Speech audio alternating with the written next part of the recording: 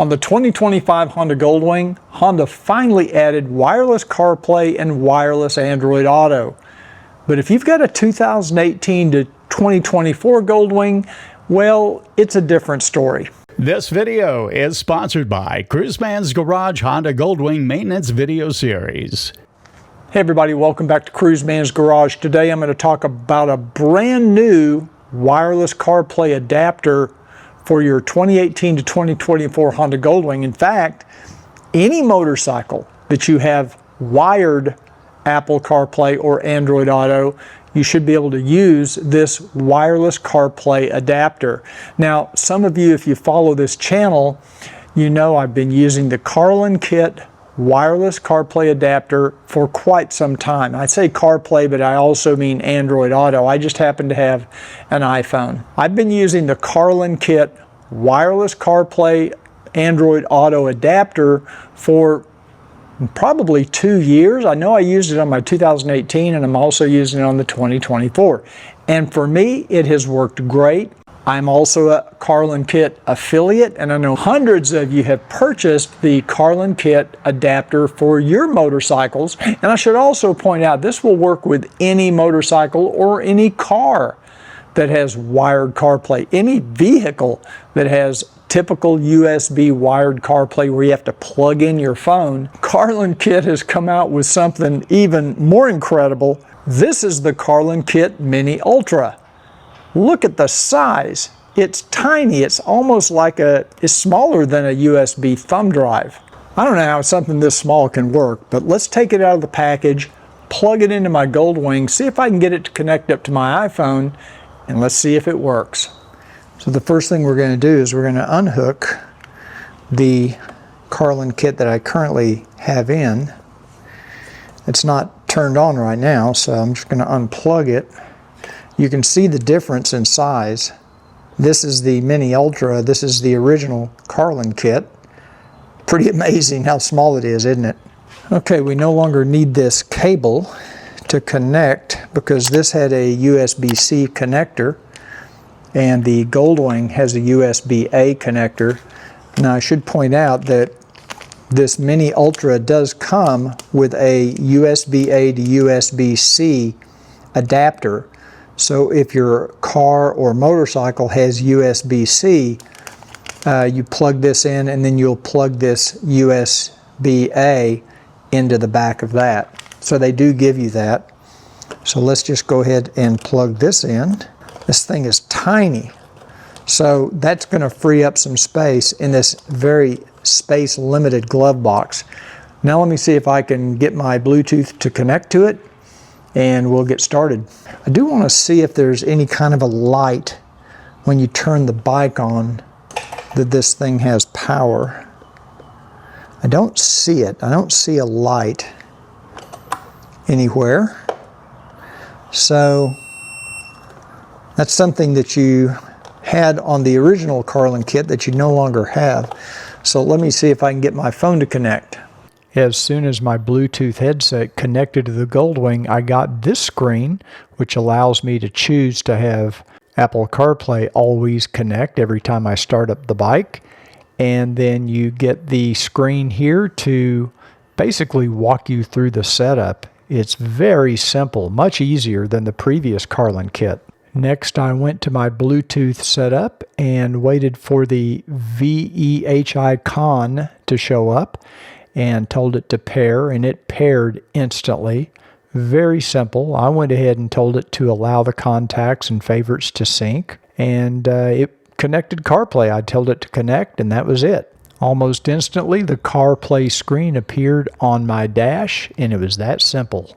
Once I got the Mini Ultra connected, I wanted to check to make sure I had the latest version of the firmware, and you can do over-the-air updates with this, and it is super simple. There is an IP address. You need your web browser on your phone, and you go to 192.168.50.100, and that will take you to the settings page for the Mini Ultra.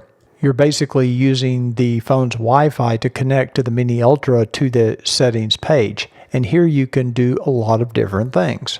One thing I like to do is set a startup delay. I'm going to set it to 20 seconds. I can always come back in and extend that if I need to. And what this does, it will instruct the Carlinkit to not attempt to make a connection to my phone for 20 seconds. And that gives me time to reboot my Bluetooth headset if I need to. Sometimes my headset doesn't connect on the first attempt, and often I'll have to turn off my headset and turn it back on, and it usually connects the second time. It's important to note that Apple CarPlay will not work unless you have a Bluetooth headset connected. So if you're not getting Apple CarPlay, it could be because your headset is not connecting.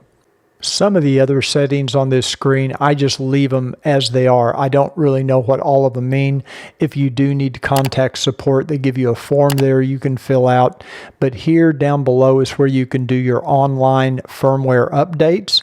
I'm going to select the one at the very top that looks to be the latest update based on the date shown in the number. And I'm going to hit the upgrade button, and it basically just goes out using your phone's Wi-Fi and it downloads the update. I'm going to let this run in real time so you can see exactly how long it took to download and install the update. Now, once the system has finished updating, it does give you a message and it says it will restart. I did notice on my Honda Goldwing screen, the Apple CarPlay screen went away temporarily for just a few seconds, and then it eventually did come back up. Okay, so now I've got it all set up. I'm going to turn the bike on, then I'm going to turn my helmet on, and I'll see if this Carlinkit connects. It really is going to depend, I think, on the Sena helmet connecting to the bike. If it connects, I shouldn't have any issues. If I have to restart the helmet to get it to connect, then I may have to go into the app or the web page again, the 192.168, and I may need to set that delay to 40 or 50 seconds to give me more time to restart the helmet. Well, let's give it a try. We'll cross our fingers. Maybe the helmet will connect first time. I'm just going to turn it to accessory mode. Okay, I've got my helmet's on. That beep is my blind spot monitor. It says the phone's connected. And I do hear the radio, so that's a good sign. So now it should take about 15 or 20 seconds for the Carlinkit Mini Ultra to try to connect to the phone. Now my phone I'm using actually to videotape with, so it's about 8 feet away, but I think I can still get a Bluetooth connection. In fact, it's coming up right now. The good news is the Carlinkit Mini Ultra connected fine. Bluetooth came up. With my helmet on, I did send a test text message. I did a sample phone call, and everything worked as expected, no issues.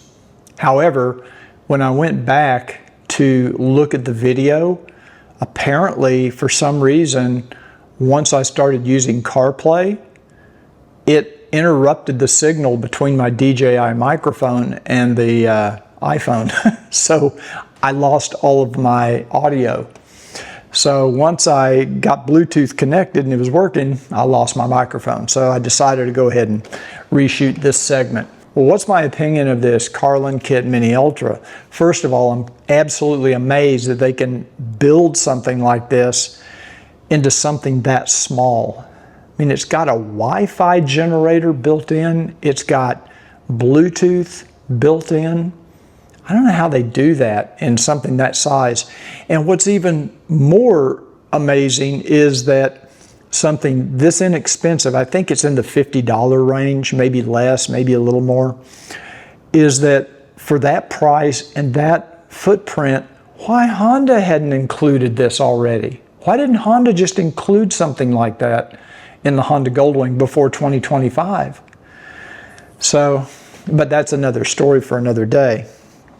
Number one, I'm very impressed with it. Number two, it should work in your car, any vehicle. The previous Carlinkit, the regular one that I've got sitting over here somewhere, It worked fine for me for 2 or 3 years. I've been using it, and I love wireless Apple CarPlay, because the alternative is you had to plug your phone in, leave it in the center pocket or in your trunk if you have an airbag model. I would go into a grocery store on a road trip or something like that, and I'd forget about it. And you don't want to leave $1,000 or $1,200 cell phone in your center pocket that's unlocked, that somebody could just walk up and open it up and take your cell phone. Odds are that's not going to happen, but you never know. Now, I will do more long-term testing on this. With the Carlinkit, I can keep my cell phone in my mesh jacket pocket, and it's getting some airflow, so it stays cool. I don't have to worry about the phone overheating. And I've never had an issue with the Carlinkit overheating.